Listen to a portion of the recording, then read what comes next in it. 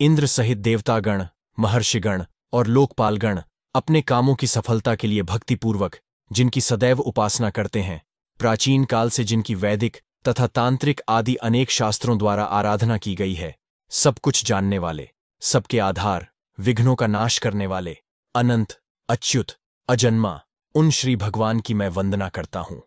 बद्रिकाश्रम निवासी प्रसिद्ध आशि श्री नारायण तथा श्री नर अंतर्यामी नारायण स्वरूप भगवान श्री कृष्ण तथा उनके नित्य सखा नर श्रेष्ठ अर्जुन, उनकी लीलाओं को प्रकट करने वाली भगवती सरस्वती और उनकी लीलाओं के वक्ता महर्षि वेदव्यास को नमस्कार कर जय।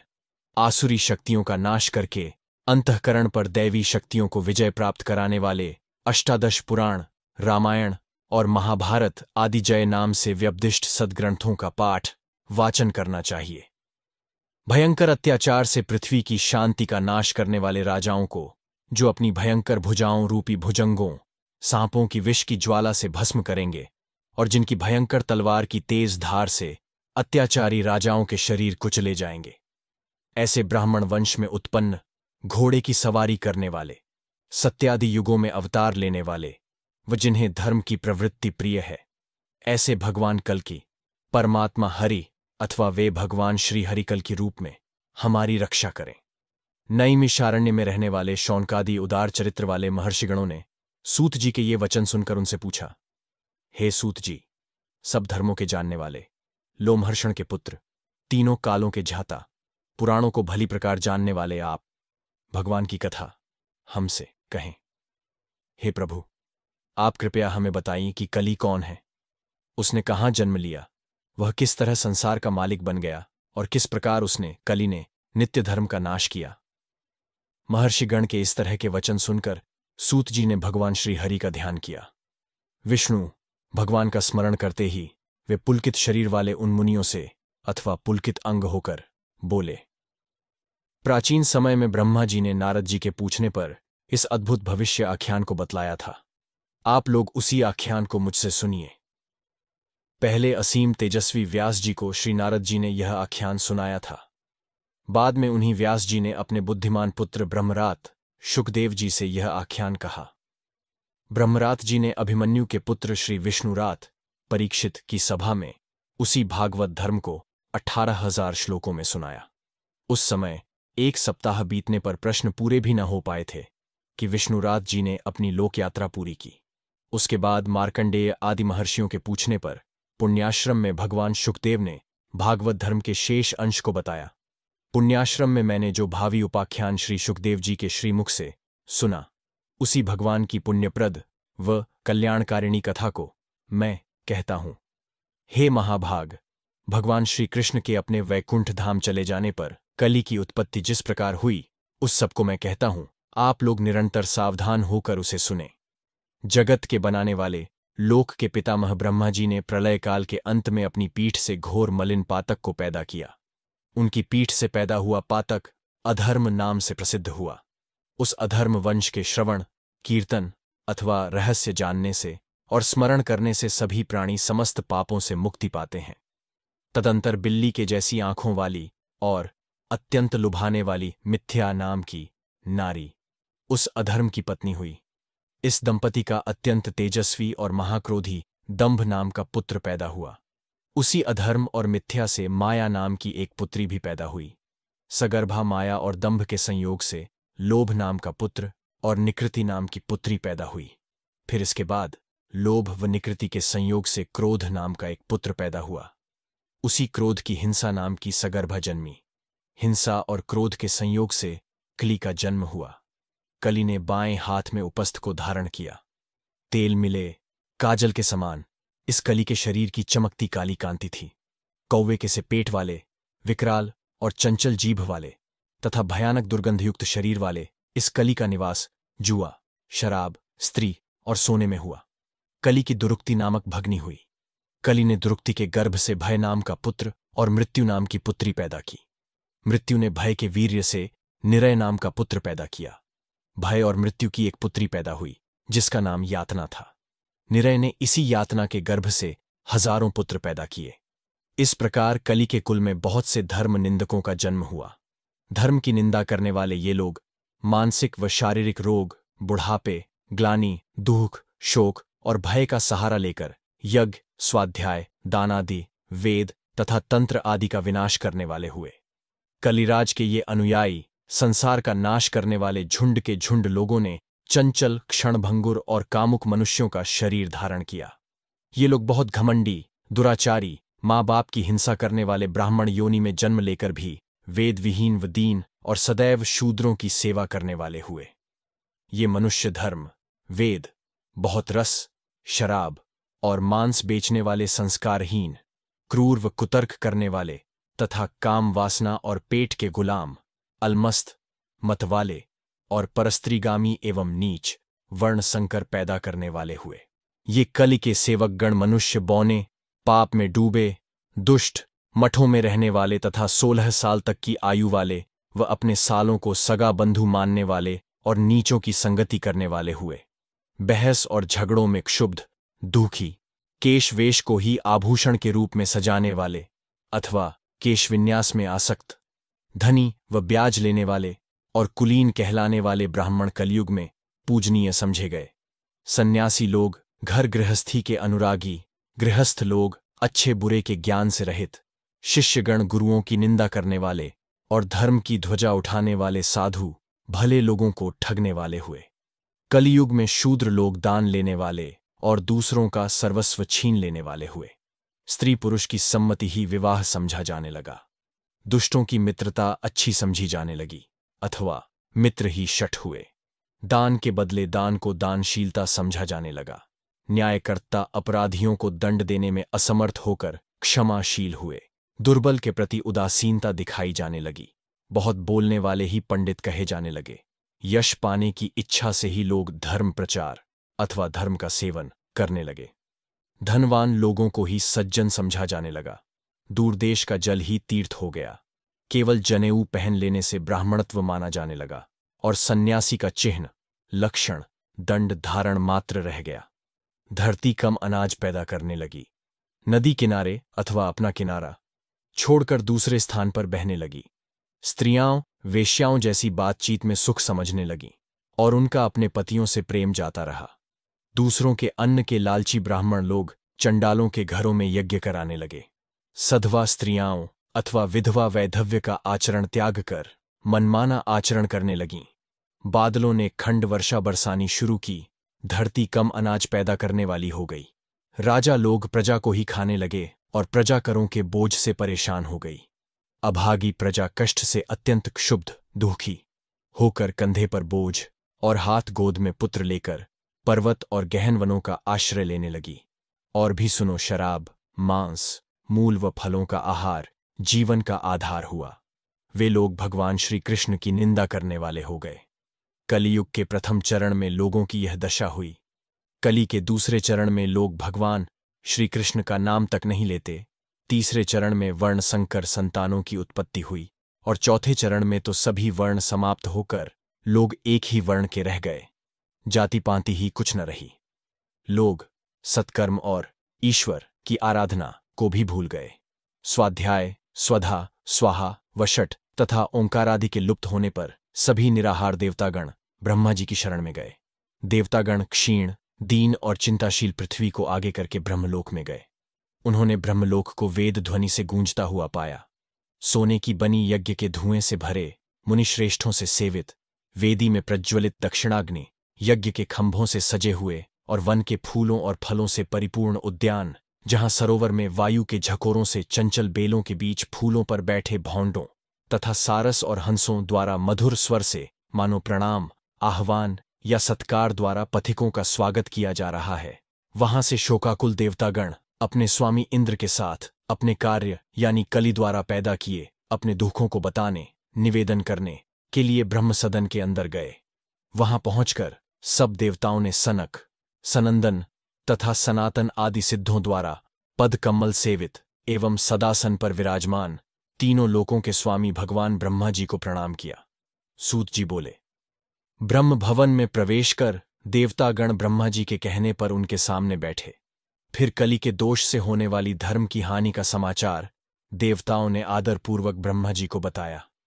दुखित देवताओं के वचन सुनकर ब्रह्मा जी ने उनसे कहा, भगवान विष्णु को प्रसन्न करके हम तुम्हारी मनोकामना पूरी करेंगे। यह कहकर देवताओं को साथ लेकर ब्रह्मा जी गोलोकवासी श्री विष्णु भगवान के पास गए। वहां स्तुति करके देवताओं के मन की कामना उन श्री विष्णु भगवान की से निवेदित की। कमल जैसे नेत्र वाले भगवान विष्णु देवताओं के दुख की कथा सुनकर ब्रह्मा जी से इस प्रकार बोले, हे विभो, आपके कहने के अनुसार शंभलग्राम नामक स्थान में विष्णु यश के यहां सुमति नाम की उनकी पत्नी के गर्भ से मैं जन्म लूंगा, अर्थात सुमति मेरी माता होगी। हे देव, हम चारों भाई मिलकर कली का नाश करेंगे। हमारे भाई बंधु के रूप में आप देवतागण भी अपने अंश से अवतार लेंगे। हमारी यह प्रिय लक्ष्मी जी सिंहल देश में राजा बृहद्रथ की पत्नी कौमुदी के गर्भ से पैदमा कर्म से जन्म लेंगी। मरु और देवापी नामक दो राजाओं को भी मैं पृथ्वी पर स्थापित करूंगा। हे देवतागण, तुम अपने अपने अंश से पृथ्वी पर जाकर अवतार लो। हे ब्रह्मा जी, मैं फिर सतयुग को लाकर और पहले की ही तरह धर्म की स्थापना करके कलिरूपी सर्प का नाश कर अपने लोक को यानी वैकुंठ को वापस आऊंगा। देवतागण से घिरे हुए ब्रह्मा जी भगवान विष्णु के ये वचन सुनकर ब्रह्मलोक वापस आ गए और देवतागण वहां से स्वर्गलोक को चले गए।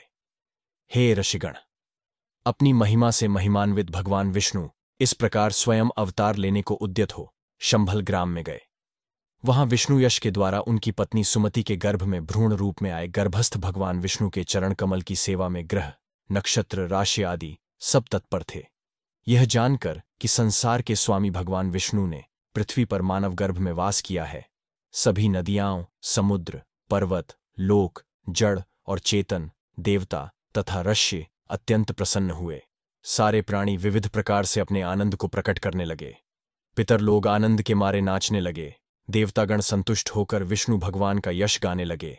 गंधर्व बाजा बजाने लगे और अप्सराएं नृत्य करने लगीं। वैशाख मास की शुक्ल पक्ष की द्वादशी को भगवान विष्णु ने पृथ्वी पर अवतार लिया। माता पिता अपने पुत्र के जन्म पर अत्यंत पुलकित हुए। भगवान कल्कि का जन्म होने पर भगवती महाषष्ठी ने धात्रीदायी का काम किया। अंबिका देवी ने नाल को काटा, भगवती गंगा ने अपने जल से गर्भक्लेद को दूर किया और देवी सावित्री भगवान के शरीर को नहलाने धुलाने को उद्यत हुई। भगवान कृष्ण के जन्म की ही तरह भगवान अनंत विष्णु द्वारा कल्कि के रूप में अवतार धारण करने पर भगवती वसुमती वसुंधरा सुधाधार दुग्ध सुधा बहाने लगी। मां भवानी ने अथवा मातृकाओं ने मांगलिक वचन कहे मंगलाचार किया।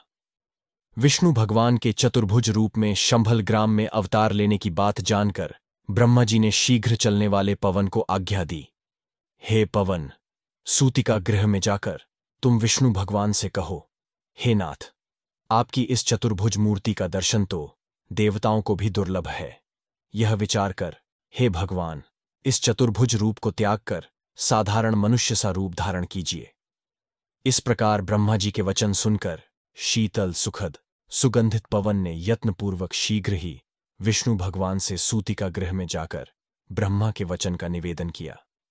यह ब्रह्मा जी का संदेश सुनकर कमल नयन भगवान विष्णु ने उसी समय 2 भुजाओं वाला रूप धारण किया।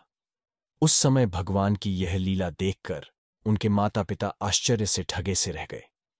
श्री विष्णु भगवान की माया से मोहित माता पिता ने अपने मन में यह समझा कि हमने भ्रमवश ही वैसा समझा था, यानी 2 भुजा वाले पुत्र को 4 भुजा वाला समझा था।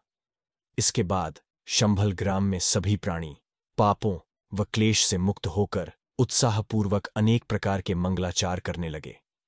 संसार के स्वामी विष्णु जिष्णु विजयी भगवान को पुत्र रूप में पाकर सुमति माता ने, जिसकी मनोकामना पूरी हो गई थी, ब्राह्मणों को निमंत्रित कर 100 गायें दान में दीं।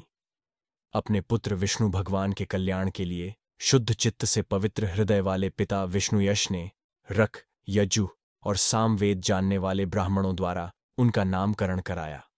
उस समय हरि भगवान का बाल रूप में दर्शन करने के निमित्त परशुराम, कृपाचार्य, व्यास और द्रोणाचार्य के पुत्र अश्वत्थामा भिक्षुक का रूप धारण कर वहां आए। सूर्य के समान प्रभा से भरपूर ईश्वर स्वरूप उन 4 आगंतुकों को देखकर ब्राह्मणों में श्रेष्ठ विष्णुयश जी के प्रसन्नता से रोंगटे खड़े हो गए और उन्होंने उन आगंतुकों की पूजा की। भली भांति पूजा किए जाने पर उन महर्षियों ने सुखपूर्वक अपने अपने आसन पर बैठकर सर्वमूर्ति हरि भगवान को श्री विष्णु यश की गोद में बैठे देखा। मुनियों में श्रेष्ठ उन जानकार विद्वानों ने मनुष्य रूप धारण किए हुए उस बालक को नमस्कार करके कली का नाश करने के लिए कल की भगवान ही पैदा हुए हैं, यह जान लिया। फिर वे संस्कार कर्म करके और उनका नाम कल की प्रसिद्ध करके प्रसन्न चित्त होकर चले गए। इसके उपरांत माता सुमति के लालन पालन से कंस शत्रु यानी भगवान विष्णु शुक्ल पक्ष में चंद्रमा की भांति बढ़ने लगे। श्री कल्कि के जन्म लेने से पहले ही माता पिता को प्रसन्न करने वाले, गुरु ब्राह्मणों का हित करने वाले 3 और भाई यानी कवि, प्राज्ञ तथा सुमंत्रक नाम से पैदा हो चुके थे तथा कल्कि जी के अंश से उनकी ही जाति में कल्कि जी के अनुगामी धर्मपरायण अच्छे स्वभाव वाले गर्ग्य, भर्ग्य और विशाल आदि ने भी पहले ही जन्म ले लिया था। विशाखयूप राजा द्वारा प्रतिपालित ये ब्राह्मण कल्कि भगवान को देखकर बहुत आनंदित हुए, मानो उनके सारे संताप मिट गए हों। इसके बाद विष्णु यश जी ने कमल नयन सर्वगुण संपन्न गंभीर पुत्र कल्कि जी को पढ़ने के योग्य देखकर कहा, हे प्रिय, मैं तुम्हारा पवित्रतम ब्रह्म संस्कार यज्ञोपवीत कर गायत्री सावित्री सुनवाऊंगा, तब तुम वेदों को पढ़ना। वेद कौन है? सावित्री क्या है? किस प्रकार के यज्ञोपवीत से संस्कारित होकर मनुष्य संसार में ब्राह्मण नाम से जाना जाता है? इन सब का भेद हे पिता मुझे बताइए। पिताश्री ने कहा, वेद हरि भगवान का वाक्य है। सावित्री वेद माता के नाम से प्रतिष्ठित है। त्रिगुणित 3 सूत्रों वाले यज्ञोपवीत को धारण करने पर मनुष्य ब्राह्मण नाम से प्रतिष्ठित होता है।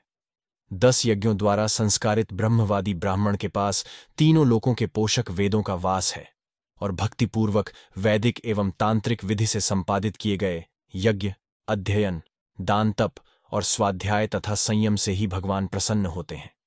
इसलिए मैं चाहता हूं कि किसी शुभ दिन ब्राह्मणों के द्वारा बंधुजनों के बीच विधि विधान से तुम्हारा उपनयन संस्कार कर दूं। पुत्र कल्कि ने प्रश्न किया, ब्राह्मणों के लिए जो 10 संस्कार निश्चित किए गए हैं वे कौन कौन से हैं और ब्राह्मण लोग किस विधि से भगवान विष्णु की आराधना करते हैं? पिताश्री ने उत्तर दिया, ब्राह्मणी के गर्भ में ब्राह्मण से उत्पन्न गर्भाधान आदि संस्कारों से सुसंस्कृत 3 बार संध्या करने वाला सावित्री, गायत्री की पूजा तथा जप में परायण, तपस्वी, सत्यवादी, धीर और धर्मात्मा ब्राह्मण विष्णु भगवान की पूजा की विधि को जानकर सदैव आनंदपूर्वक संसार की रक्षा करता है।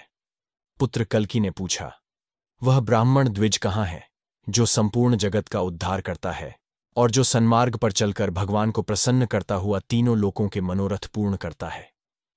पिताश्री ने उत्तर दिया, धर्म का नाश करने वाले, ब्राह्मणों की हिंसा करने वाले, बलवान कली के अत्याचार से पीड़ित होकर वे प्रायः भारतवर्ष को छोड़कर दूसरे वर्ष देश को चले गए हैं। जो थोड़ी तपस्या करने वाले ब्राह्मण कलियुग में रह गए वे सब धर्महीन, क्रियाहीन, काम वासना तथा पेट के गुलाम हो गए हैं।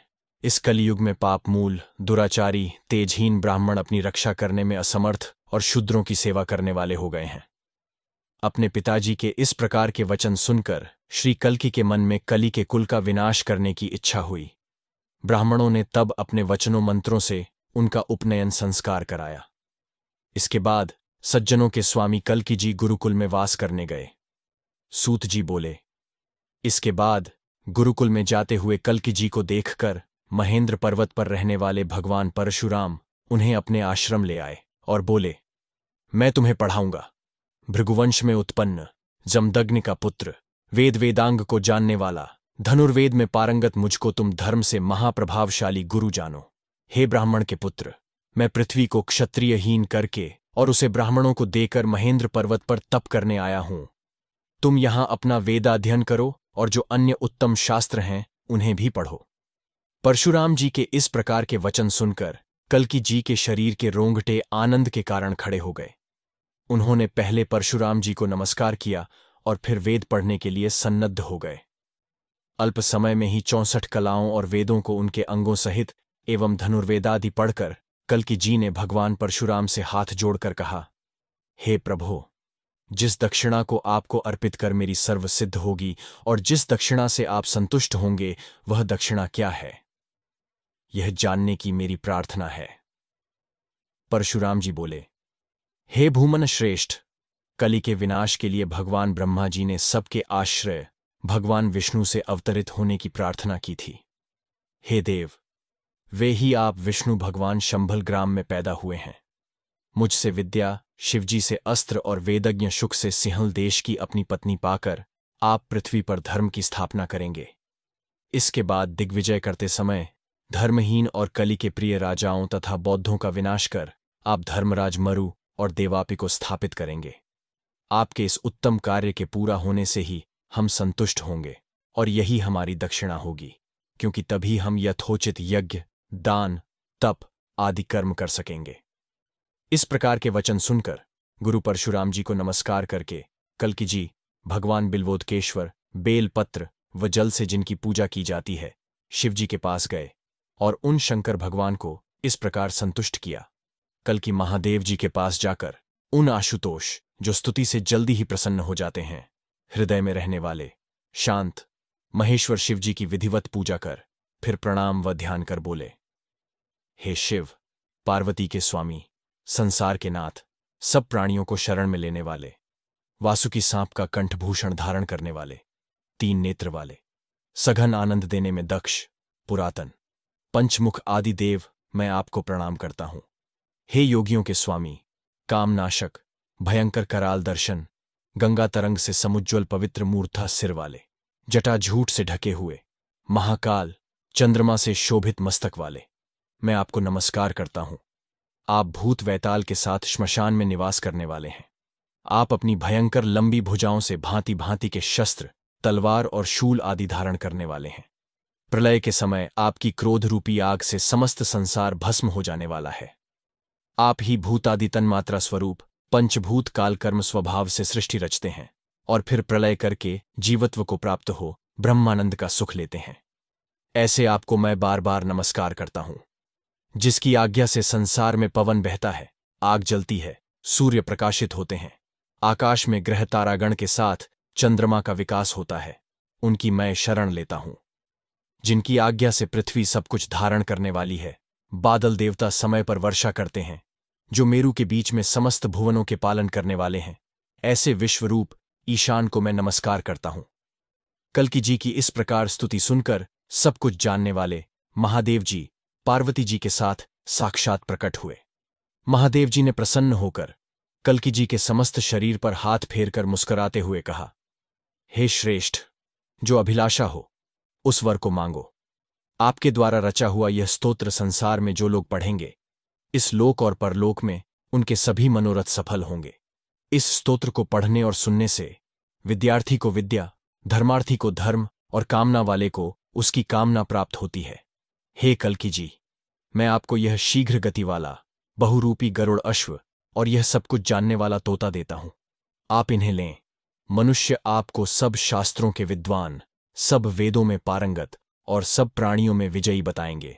बहुत भार वाली, पृथ्वी के भार को दूर करने में सहायक, महाचमक वाली, भयंकर इस रत्नत्सरु नाम की अथवा रत्न जड़ित मूठ वाली तलवार को आप ग्रहण कीजिए। महोदव जी के ये वचन सुनकर कल्कि जी महेश्वर को प्रणाम करके घोड़े पर सवार हो शीघ्र ही शंभल ग्राम आए। वहां पहुंचकर विधिपूर्वक पिता, माता तथा भाइयों को नमस्कार कर जमदग्नि के पुत्र परशुराम जी द्वारा कही गई उन सब बातों का वर्णन किया और महादेव जी के वरदान की बात भी कहकर परम तेजस्वी कल्कि जी अपनी जाति वालों से प्रसन्न चित्त हो शुभ कथा कहने लगे। गर्ग्य, भर्ग्य तथा विशाल आदि इस वृतांत को सुनकर बहुत प्रसन्न हुए और शंभल ग्राम निवासियों में एक दूसरे से कहकर इस कथा का प्रचार हुआ। शंभल ग्राम निवासियों के मुख से यह संवाद सुनकर विशाखयुपराज समझ गए कि कलि को समाप्त करने के लिए हरि भगवान ने पृथ्वी पर अवतार ले लिया है। उसकी अपनी महिष्मतीपुरी में यज्ञ, दान, तप, व्रत आदि करने वाले ब्राह्मण, क्षत्रिय, वैश्य और शूद्र सभी से हरि प्रेम करने लगे। लक्ष्मीपति श्री कल्कि भगवान के प्रादुर्भाव होने से सभी वर्णों को अपने अपने धर्म में लगे रहते देखकर राजा स्वयं ही प्रजा का पालन करने वाले, शुद्ध मन वाले तथा धर्मपरायण हुए। लालच, झूठ आदि धर्महीन कार्यों के वंश वाले लोग महिष्मती नगरी के निवासियों को धर्मपरायण देखकर बहुत दुखी होकर वहां से चले गए। तब तेज चमक वाली तलवार तथा धनुष बाण सहित श्री कल्कि जी शिवजी द्वारा दिए हुए विजय प्राप्त करने वाले घोड़े पर सवाल होकर नगरी के बाहर आए। इस पर सज्जनों को प्रिय लगने वाले विशाखी उपराज शंभल ग्राम में विष्णु जी के अंश से आविर्भूत कल्कि जी का अवतार देखने के लिए चल पड़े। राजा विशाखी उपराज ने नगर से बाहर निकलकर देखा कि भगवान कल्कि पधार रहे हैं। उनके अंग अंग से कांति छिटक रही है। कवि, प्राज्ञ और सुमंत्रक उनके आगे आगे चल रहे हैं। गर्ग्य, भर्य तथा बहुत बड़ी संख्या में बंधु बांधव उनको चारों ओर से घेरे हुए हैं। इस प्रकार वे ऐसे लग रहे हैं मानो ताराओं के बीच में चंद्रमा अथवा देवताओं से घिरे उच्चैःश्रवा घोड़े पर विराजमान इंद्र हों। कल्कि जी को देखकर विशाखी उपराज का शरीर रोमांचित हो गया। वे झुक गए और तत्काल पूर्ण वैष्णव हो गए। राजा के साथ रहते हुए वार्तालाप करते हुए कल्कि जी ने पहले बताए गए ब्राह्मण, क्षत्रिय, वैश्य आदि वर्णों तथा आश्रमों के धर्मों को पुनः संक्षेप में बताया। कल्कि जी ने कहा, हमारे अंश कलि के पाप से भ्रष्ट हुए थे। हमारे जन्म लेने पर अब धर्म मार्ग से मिले हैं। आप लोग राजसूय और अश्वमेघ यज्ञ का अनुष्ठान कर उनके साथ मेरी उपासना करें, क्योंकि मैं ही परलोक हूं, मैं ही सनातन धर्म हूं। काल, स्वभाव और संस्कार मेरे अनुगत होकर ही काम करते हैं। चंद्रवंश में उत्पन्न देवापी और सूर्यवंश में उत्पन्न मरु नाम के दोनों राजाओं को स्थापित कर मैं सतयुग की स्थापना कर सद्गति को प्राप्त होऊंगा। यह वचन सुनकर राजा विशाखी उपराज ने श्री कल्कि हरि भगवान को प्रणाम कर मनोवांछित श्रेष्ठ वैष्णव धर्म के बारे में बताने को कहा। इस प्रकार राजा के वचन सुनकर कलिकुल को नाश करने की अभिलाषा से अवतार लेने वाले श्री कल्कि जी ने अपने परिजनों और परिषद के लोगों को प्रसन्न करने वाले मधुर वचन से साधु धर्म की व्याख्या करनी आरंभ की। सूत जी बोले, इसके उपरांत धर्ममय कल्कि जी सभा के मध्य में सूर्य की भांति विराजमान होकर विशाखी उपराज से ब्राह्मणों की प्रिय धर्मकथा को कहने लगे। कल्कि जी ने कहा, कालांतर में ब्रह्मांड का नाश होगा। प्रलय होने पर सभी पदार्थ मुझ में समा जाएंगे। सृष्टि के पहले मैं ही वर्तमान था और कुछ नहीं था। यह मेरी ही सृष्टि है। समस्त संसार की सुप्त अवस्था, अद्वैत अवस्था रूपी महारात्रि का अंत होने पर विराट का मेरे साथ क्रीड़ा करने के लिए आविर्भाव हुआ, जो प्रभु अर्थात जगत का नियंता है। उस विराट मूर्ति के सहस्र सिर थे, सहस्र नेत्र और सहस्र चरण थे। उस मूर्ति के अंग से ब्रह्मा जी हुए, जिनके मुख से वेद उत्पन्न हुए। उन ब्रह्म उपाधि धारण करने वाले, सर्वज्ञ सब कुछ जानने वाले पुरुष ने मेरे वेद वाक्य से बंधे हुए जीव उपाधिधारी मेरे अंश और माया के अंश को मिलाकर इस जीव जगत को उत्पन्न किया। इस प्रकार मनु आदि प्रजापति भगवान के सहित देवतागण की उत्पत्ति हुई। उन ब्रह्मा ने हमारे ही अंश से सत्व, रज तथा तम इन तीनों गुणों वाली माया द्वारा अनेक प्रकार की उपाधि धारण कर इस लोक में देवता, मानव, जड़ और चेतन उपाधि वाली सृष्टि पैदा की। माया सृष्टि को बनाने वाला मेरा अंश अंत में जाकर मुझ में ही मिल जाएगा। इसी प्रकार ब्राह्मण जो मेरे शरीर हैं, वे मेरे आत्मस्वरूप हैं। इस संसार में ब्राह्मण यज्ञ, अध्ययन तथा उत्तम कार्यों से मेरा उद्धार करते हैं। तप दानादि कर्म से मेरी सेवा करते हैं, मेरा नाम लेते हैं और मुझे याद करते हैं। वेद मेरी पूर्ण मूर्ति है। ब्राह्मण वेदों के बोलने वाले हैं। जिस प्रकार वे मुझे याद करते हैं तथा प्रसन्न करते हैं, देवादि कोई भी उस प्रकार मुझे प्रसन्न नहीं कर सकते। इसी कारण ब्राह्मणों द्वारा प्रचारित वेदों से तीनों लोकों के निवासीगण परिपुष्ट हो रहे हैं। जगत निवासी मेरे शरीर हैं और उस शरीर को पुष्ट करने में ब्राह्मण श्रेष्ठ हैं। इसीलिए शुद्ध और सत्व गुणों का आश्रय लेकर मैं ब्राह्मणों को नमस्कार करता हूं। मेरे नमस्कार करने पर वे अखिलाश्रय अखिल आश्रय अर्थात पूर्ण आश्रय वाले ब्राह्मणगण मुझे जगन्मय जगतफलमय अर्थात संसार युक्त समझकर मेरी सेवा करते हैं। विशाखी उपराज बोले, बताइए ब्राह्मण के लक्षण क्या हैं?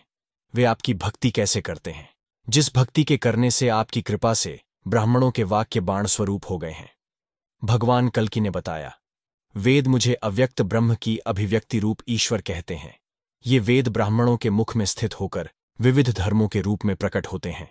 ब्राह्मणों का जो धर्म है वही धर्म यानी उनका धार्मिक आचरण ही मेरी सबसे बड़ी भक्ति है। उस भक्ति से प्रसन्न होकर मैं श्रीशः श्री ईशः अर्थात लक्ष्मी के पति भगवान विष्णु के रूप में युग युग में पैदा होता हूं। बुद्धिमान लोग कहते हैं कि सधवा के द्वारा बनाए गए सूत को तिगुना कर उसके बाद उस तिगुने सूत को फिर तिगुना करने से यज्ञोपवीत बन जाता है। उस सूत को 3 फेरा करके वेद और प्रवर की संख्या के अनुसार उसमें गांठें लगाकर गर्दन से नाभि के बीच पीठ के अर्धभाग के बराबर का यज्ञोपवीत यजुर्वेदी ब्राह्मणों के लिए निहित है। सामवेदियों का यज्ञोपवीत गर्दन से नाभि पर्यंत का होता है। ये बाएं कंधे पर धारण किया जाता है। यह यज्ञोपवीत धारण करने वाले को बल प्रदान करता है। इसके अतिरिक्त ब्राह्मण मिट्टी, राख, चंदनादि से तिलक धारण करें और मस्तक में बालों तक धर्म कर्म के अंग के रूप में उज्ज्वल त्रिपुंड्र लगाए। पुंड्र 1 अंगुल के बराबर चौड़े प्रमाण को कहते हैं। उसी को 3 गुना करके त्रिपुंड्र हुआ। त्रिपुंड्र में ब्रह्मा, विष्णु तथा महेश जी का वास है। त्रिपुंड्र के दर्शन करने से पाप का नाश होता है। ब्राह्मणों के हाथ में स्वर्ग और श्रीहरि, उसकी वाणी में वेद, शरीर में तीर्थ और राग तथा नाड़ियों में त्रिगुणों वाली प्रकृति है। ब्राह्मणों के कंठ स्थान में सावित्री है। हृदय में साक्षात ब्रह्म, वक्षस्थल के बीच धर्म और पीठ पर अधर्म का वास होता है। हे राजन, ब्राह्मण पृथ्वी के देवता हैं। उत्तम वचनों के द्वारा पूजा तथा वंदना के योग्य हैं। चारों आश्रमों के कर्तव्यों में कुशल और मेरे धर्म को चलाने वाले हैं। ब्राह्मणों के बालक भी ज्ञान और तप में बड़े तथा मुझे प्रिय हैं। उन्हीं के वचनों का पालन करने के लिए मैं अवतार लेता हूं। ब्राह्मणों के महाभाग्य का वर्णन, जो सब प्रकार के पापों का नाश करने वाला और कली के दोषों को दूर करने वाला है, सुनने से प्राणी सब प्रकार के भय से छूट जाते हैं। कल्कि जी के कली के दोषों को नाश करने वाले वचन सुनकर शुद्ध हृदय वैष्णवों के सिरमौर विशाखयूप उनको प्रणाम करके तप के लिए चले गए। राजा विशाखयूप के चले जाने पर शिवदत्त बुद्धिमान शुक इधर उधर धूम कर संध्या के समय कल्कि जी के समक्ष पहुंचकर और उनकी स्तुति कर उनके सामने खड़ा हुआ। स्तुति करने वाले उस शुक से कल्कि जी ने मुस्कुराकर स्वागत करते हुए कहा, आपका किस देश से शुभागमन हुआ है? वहां आपने क्या खाया? शुक ने कहा, हे देव, मुझसे एक कौतूहल भरी बात सुनिए। मैं समुद्र के बीच स्थित सिंहल नामक द्वीप गया था। सिंहल द्वीप में जैसी घटना घटी, उसकी विचित्रता सुनने में मधुर है। वहां के बृहद्रथ राजा की कन्या का चरित्र अमृत के समान उत्तम है। सिंहल द्वीप के राजा बृहद्रथ की रानी कौमुदी के गर्भ से इस कन्या ने जन्म लिया है। चारों वर्ण अर्थात ब्राह्मण, क्षत्रिय, वैश्य और शूद्र जिस सिंहल द्वीप में निवास करते हैं, उसमें उत्पन्न कन्या का चरित्र सुनने से संसार के सारे पाप नष्ट हो जाते हैं। महल, अटारी, मकान, पुर आदि से वह द्वीप शोभायमान है। रत्नों और स्फटिक मणि की कुंडी आदि लगी है तथा वह स्वर्णमयी लता से शोभायमान है। उत्तम वेश वाली पद्मिनी नारियां वहां पर विराजती हैं। जल से भरे तालाबों के तट पर सारस तथा हंस आदि पक्षी किल्लोल कर रहे हैं। सिंहल द्वीप तरह तरह के कमल लता के समूह वन उपवन से शोभायमान है और उन कमल, कलार, कुंद आदि फूलों पर भौरों के रंग प्रसंग से रमणीय प्रतीत हो रहा है। सिंहल देश का स्वामी राजा बृहद्रथ अत्यंत बलवान और पराक्रमी है। उस राजा की प्रशंसा योग्य पद्मावती नाम की यशस्विनी कन्या है। कामदेव को मोहित करने वाली, उत्तम चरित्र वाली, सुंदर, सुगठिता, त्रिभुवन में दुर्लभ, संसार में अतुलनीय व कन्या चित्र में निर्मित जैसी है। जिस प्रकार पार्वती जी शिवजी की सेवा में लगी रहती हैं, उसी प्रकार अच्छी सम्मति वाली पूजनीया पद्मावती भी सखी तथा कन्याओं के साथ जप और ध्यान में लगी रहती हैं। उस श्रेष्ठ मुख वाली पद्मावती के रूप में विष्णु भगवान की प्रिय लक्ष्मी जी को पृथ्वी पर अवतरित हुआ जानकर साक्षात महादेव जी पार्वती सहित प्रसन्नतापूर्वक प्रकट हुए। वह कन्या वर देने वाले शिवजी को पार्वती के साथ देखकर लज्जा से नीचा सिर किए हुए कुछ भी न बोली और उनके सामने खड़ी रही। तब महादेव जी ने उससे कहा, हे सुभगे, तुम्हारे पति नारायण हर्षपूर्वक तुम्हारा पाणी ग्रहण करेंगे। अन्य कोई राजकुमार तुम्हारे साथ विवाह करने योग्य नहीं है। जो मनुष्य संसार में तुमको वासना की दृष्टि से देखेंगे, वे उसी समय अपनी उम्र के अनुकूल नारी बन जाएंगे। देवता, राक्षस, नाग, गंधर्व, चारण आदि जो कोई भी तुम्हारे साथ रमण करने की इच्छा करेगा, वह तत्काल निश्चय ही स्त्री हो जाएगा। नारायण को छोड़कर और कोई भी तुम्हारे साथ पाणी ग्रहण की इच्छा करेगा, उसकी ऐसी ही दशा होगी। तुम तप को छोड़कर अपने घर जाओ और भोग के योग्य अपना उत्तम शरीर बनाओ। हे विष्णु की पत्नी कमले, दुख मत करो, मन के मैल को दूर करो। इस प्रकार भगवान शिवजी पद्मावती को वर देकर अंतर्धान हो गए। महादेव जी के मनोवांछित वरदान का वचन सुनकर प्रफुल्ल मुख हुई पद्मावती महादेव जी को प्रणाम कर अपने पितृगृह को चली गई। शुक ने कहा। बहुत समय बीतने पर अपनी पुत्री पद्मावती को यौवनावस्था में प्राप्त होते देखकर बृहद्रथराज पाप की शंका से चिंतित हो गए। राजा ने अपनी रानी कौमुदी से कहा, हे सुभगे, पद्मा के विवाह के लिए उत्तम कुल में उत्पन्न किस शीलवान राजा को स्वीकार करूं? उस देवी कौमुदी ने अपनी पति से शिवजी द्वारा कहे गए वचन को कहा कि इसके पति भगवान विष्णु होंगे, इसमें संशय नहीं है। रानी के ये वचन सुनकर राजा ने प्रश्न किया, सबके हृदयों में वास करने वाले विष्णु भगवान इस कन्या के साथ पाणी ग्रहण कब करेंगे? हे कौमुदी, मेरा ऐसा कोई भाग्य उदय नहीं हुआ है कि जिससे वेदवती के पिता तपस्वी मुनि की भांति स्वयंवर सभा में भगवान विष्णु को दामाद के रूप में वरण कर सकूं। देवासुर संग्राम में समुद्र मंथन से पैदा हुई पद्मा लक्ष्मी की भांति भगवान विष्णु इस स्वयंवरा पद्मावती को ग्रहण कर लें, ऐसा प्रयत्न मैं करूंगा। यह विचार कर राजा बृहद्रथ ने गुणशील वाले, तरुण आयु वाले, रूपवान, विद्वान एवं धनवान राजाओं को सम्मान सहित निमंत्रित किया। सिंहल देश में पद्मा के स्वयंवर के लिए अनेक प्रकार के मंगल आयोजन होने लगे। राजाओं के निवास के लिए विचार कर उपयुक्त स्थान सज्जित किया जाने लगा और विवाह के लिए निश्चय करने वाले समस्त राजा सोने और रत्न आदि के आभूषणों से सज धज कर अपनी सेना सहित सिंहल देश में आने लगे। वे महाबलवान राजागण रथ, हाथी और घोड़ों पर सवार होकर वहां उपस्थित हुए। सफेद छत्रों से उन पर छाया की गई और सफेद चेनवरों से उन पर हवा की गई। शस्त्र और अस्त्रों के तेज से दमकते हुए राजागण इंद्र सहित देवतागण की भांति प्रतीत हुए। रुचिराश्व, सुकर्मा, मदिराक्ष, दृढ़ाशुग, कृष्णसार, पारद, जीमूत, क्रूरमर्दन, काश, कुशाम्बु, वसुमान, कंक, क्रथन, संजय, गुरुमित्र, प्रमाथी, विजृंभ, सृजय, अक्षम तथा अन्य बहुत पराक्रम वाले राजागण सिंहल देश में इकट्ठे हुए। विचित्र माला और वस्त्रों को धारण कर गाने बजाने में संहृष्ट मस्त राजा लोग रंगभूमि में पधारे। आदर सहित पूजे जाने पर वे अपने अपने आसनों पर बैठे। नाना प्रकार के भोग और सुखों से आसक्त, रमणीय चरित्र वाले और सबको प्रसन्न करने वाले राजागण को देखकर राजा बृहद्रथ ने श्रेष्ठ वर का वरण करने वाली अपनी कन्या को स्वयंवर स्थल में बुलाया।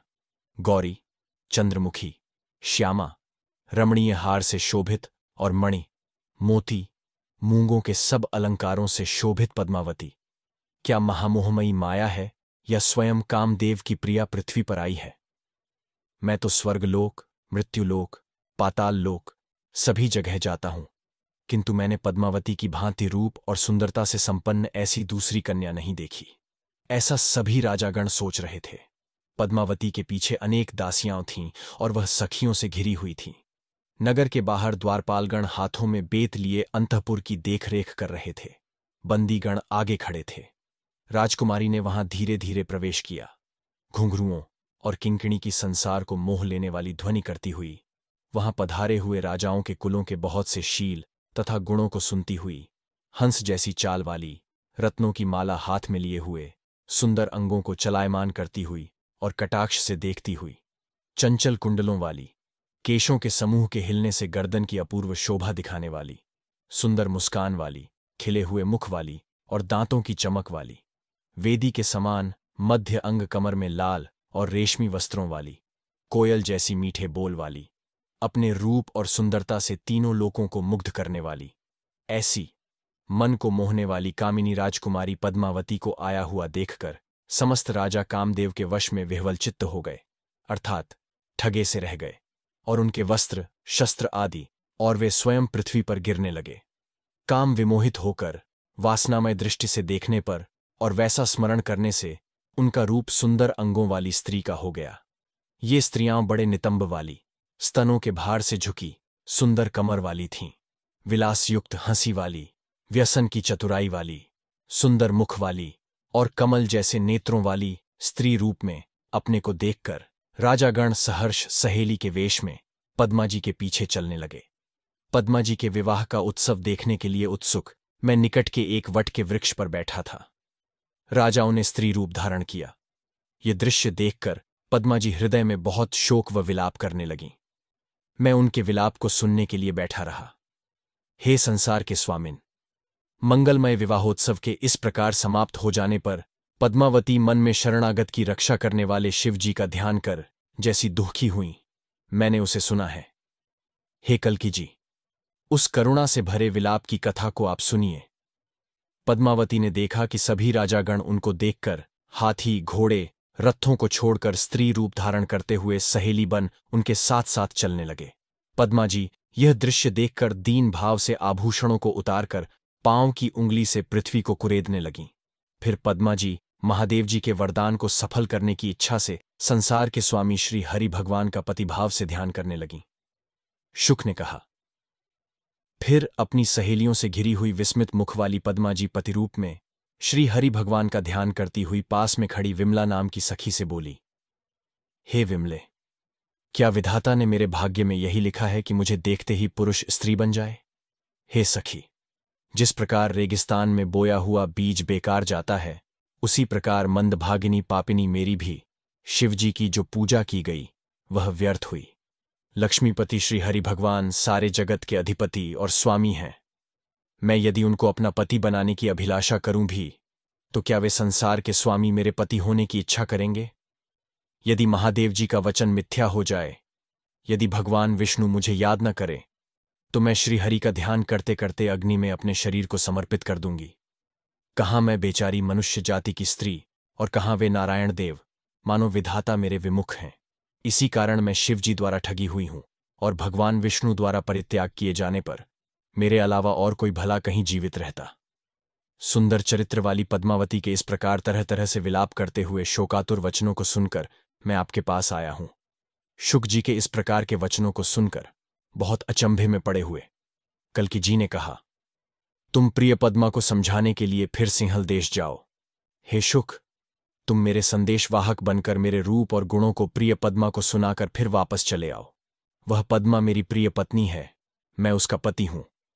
यह संयोग विधाता ने ही बनाया है और तुम्हारी मध्यस्थता के द्वारा हम दोनों का यह मिलाप संपन्न होगा। तुम सर्वज्ञ हो, तुम्हें मालूम है कि कौन काम कब और कैसे करना चाहिए, अतः अपने अमृतमय वचनों से उसको समझाकर मेरे आश्वासन की बात बताकर आइए।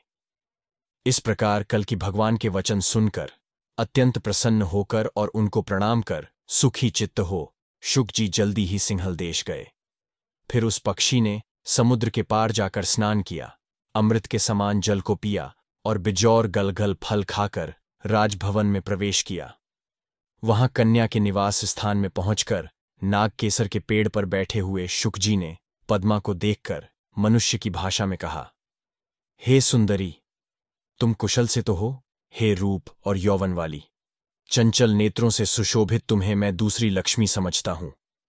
तुम्हारा मुख कमल की भांति है, तुम में कमल की सी गंध है, तुम्हारी आंखें कमल के समान हैं, तुम्हारे हाथ भी कमल के समान हैं। हे हाथ में कमल वाली, अपने इन सब लक्षणों से तुम दूसरी लक्ष्मी मालूम होती हो। हे सुंदरी, क्या विधाता ने सारे संसार के रूप और सुंदरता की संपदा इकट्ठा कर सब प्राणियों को मोहने वाली तुम्हें बनाया है? शुक जी के अत्यंत अद्भुत वचन सुनकर कमलों की माला धारण किए वह पद्मा देवी हंसकर उससे बोली, तुम कौन हो? कहां से आए हो?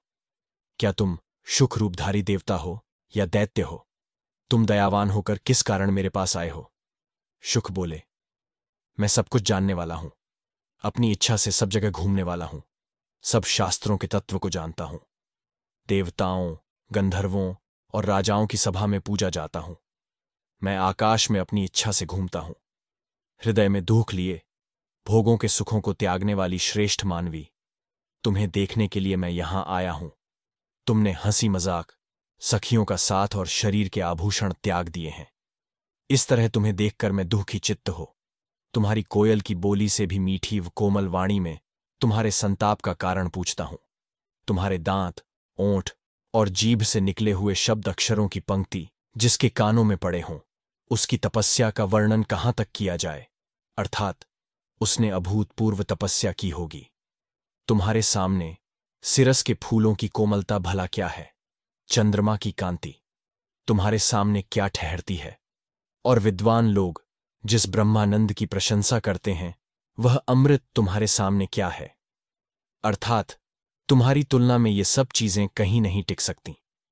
जो तुम्हारी बाहुरूपी लता यानी भुजाओं के बंधन से बंधकर तुम्हारे चंद्रमुख के अमृत को पिएगा, भला उसको व्यर्थ के तप दान जप से क्या प्रयोजन है? तिलक और बालों से मिश्रित अर्थात शोभित चंचल कुंडलों से मंडित चंचल नेत्रों वाली तुम्हारे सुंदर मुख को देखने से फिर से जन्म नहीं होगा, अर्थात जन्म मरण के बंधन से छूट जाएंगे। हे बृहद्रथ की पुत्री, तुम्हारी मानसिक व्याधि का क्या कारण है? बताओ। हे भामिनी, बिना किसी रोग के तुम्हारा यह शरीर तब से दुर्बल हुआ जैसा दिखता है। धूल से गंदी हुई सोने की मूर्ति की भांति तुम्हारा यह शरीर मलिन क्यों हो गया है? पद्मा जी बोली, जिसका भाग्य ही उल्टा है, भला उसके रूप से, कुल से, धन से, ऊंचे वंश से क्या मतलब है? अर्थात ये सब बेकार हो जाते हैं। हे शुक, मेरा हाल यदि तुम न जानते हो तो सुनो। मैंने बाल्यकाल, पौगंडकाल 5 से 16 वर्ष तक तथा किशोर काल में शिवजी की पूजा की थी। उस पूजा से संतुष्ट होकर पार्वती जी सहित शिव ने कहा था, हे पद्म, तुम वर मांगो। अपने सम्मुख मुझे लज्जा से नीचे को मुंह किया और खड़ा हुआ देखकर शिवजी ने कहा था, तुम्हारे स्वामी हरिनारायण अर्थात भगवान विष्णु होंगे। उन्होंने यह भी कहा था कि चाहे कोई देवता हो या राक्षस हो या वनवासी हो या गंधर्व हो, जो कोई तुम्हें वासना की दृष्टि से देखेगा वह तत्काल स्त्री बन जाएगा, इसमें कोई संदेह नहीं है। इस प्रकार वर देकर भगवान शिव ने विष्णु भगवान की पूजा का प्रकरण जिस प्रकार बताया है वह भी तुम्हें बताती हूं। तुम सावधान चित्त से सुनो। ये जो सखियां हैं, पहले ये सब राजा थे। जब मेरे धर्मात्मा पिता ने मुझे यौवन से भरपूर सुंदर स्वरूप युक्त देखा तो इन राजाओं को स्वयंवर में बुलाया। ये लोग युवा, गुणवान, रूपवान और धन धान्य वाले थे। ये सब लोग मुझसे विवाह का निश्चय कराए थे और स्वागत के पश्चात स्वयंवर स्थल में सुख से बैठे थे। ये सुंदर कांति से भरपूर, हाथ में रत्नों की माला लिए मुझे स्वयंवर भूमि में देखकर काम मोहित होकर भूमि पर गिर पड़े। इसके बाद इन्होंने अपने को स्तनभार से झुके और बड़े नितंबादि सहित स्त्री रूप में पाया। हे शुक, इसके बाद ये लोग मन में स्त्री भाव को धारण कर बहुत दुखी होकर शत्रु मित्रादि सबकी लज्जा और भय छोड़कर मेरे पीछे पीछे चलने लगे। ये सभी गुणों से संपन्न मेरी सखियां होकर भगवान की सेवा में लगी हुई उनकी पूजा, तप तथा ध्यान मेरे साथ करती हैं। अपनी मानसिक इच्छा के अनुसार कानों को सुख देने वाले ये वचन सुनकर शुक जी ने कथा के उचित प्रसंग से पद्मा जी को संतुष्ट किया। उसके बाद भगवान की पूजा से संबंधित बात उठाई। शुक ने कहा, हे शुभे कल्याणी, महादेव जी ने विष्णु भगवान की पूजा की जो विधि तुम्हें बताई है, मैं उसे सुनना चाहता हूं। तुम धन्य हो, तुमने पुण्य किए हैं, क्योंकि तुम शिवजी की शिष्या हुई हो। मैं भाग्य से ही तुम्हारे पास पहुंचा हूं। अब मैं तुमसे परम आश्चर्य वाली विष्णु भगवान की पूजा विधि, जो कि मेरे पक्षी शरीर का निवारण उद्धार करने वाली है, सुनूंगा। क्योंकि भगवान विष्णु का जप, ध्यान एवं उनकी पूजा विधि भगवान की भक्ति देने वाली है और सुनने में सुखद तथा परमानंद देने वाली है। ये सुनकर पद्मा जी बोली, शिव जी द्वारा बताई गई श्री विष्णु भगवान की पूजा विधि पवित्र है और इसका श्रद्धापूर्वक अनुष्ठान करने, सुनने और कहने से गुरु हत्या, गो हत्या तथा ब्रह्म हत्या करने वाले मनुष्यों के पाप भी शीघ्र ही नष्ट हो जाते हैं। हे शुक, महादेव जी ने विष्णु भगवान की पूजा का जैसा वर्णन किया है उसे तुम मन लगाकर सुनो। प्रातःकाल नित्य कर्म करने के बाद स्नान कर पवित्र हो, हाथ पांव आदि धोकर और जल स्पर्श कर पूजा करने वाला अपने आसन पर बैठे। इसके बाद अपने को संयत कर पूर्व दिशा की ओर मुंह करके अंगन्यास से जैसे तिलक आदि लगाकर शरीर की शुद्धि कर विधिपूर्वक अर्घ्य की स्थापना करे। इसके बाद केशव अर्थात भगवान विष्णु का कृत्य अर्थात पूजन रूपी कार्य का संकल्प उनके विविध नामों का उच्चारण करते हुए अंगन्यास एवं करन्यास करते करते विष्णुमय हो जाए और अपने हृदय को उनके लिए आसन कल्पित कर उस पर उनको भगवान विष्णु को स्थापित करे। तब पूजक हृदय रूपी कमल में विराजमान भगवान विष्णु की उनके मूल मंत्र ओम नमो नारायणाय से पाद्य, अर्घ्य, आचमनीय, स्नान, वस्त्र एवं आभूषण समर्पण आदि षोडशोपचार विधि से मन ही मन पूजन करके हृदय कमल में विद्यमान भगवान विष्णु के चरणों से लेकर सिर के बालों तक का ध्यान करे। ध्यान में भगवान की मुखमुद्रा प्रसन्न हो और ऐसा लग रहा हो कि भगवान भक्तों को मनोवांछित फल दे रहे हों। ध्यान के समाप्त होने पर ओम नमो नारायणाय स्वाहा कहकर इस स्तोत्र का पाठ करे। योग द्वारा सिद्धि प्राप्त करने वाले विद्वान लोग जिनका सदा ध्यान करते हैं, जो लक्ष्मी के आश्रय हैं। तुलसी पत्र अथवा माला से सुभासित भक्त जिनके ऊपर भौंरे के समान मंडराने वाले हैं, अथवा जिनके भक्तगण भृंग रूपी तुलसी का सदा सेवन करते हैं, जिनके लाल रंग के कमल के समान नाखूनों वाली उंगलियों के पत्रों से गंगा जल बह रहा है, मैं ऐसे श्री विष्णु भगवान के चरण कमलों का आश्रय ग्रहण करता हूं, जिनके श्री चरणों में मणिमाला से गूंथे हुए घुंघरू, जो कि हंस की बोली के समान ध्वनि करते हैं, शोभायमान है। जिन चरणों में सोने का त्रिवक्र नाम का वलय बंधा है, उन चरण कमलों का मैं स्मरण करता हूं।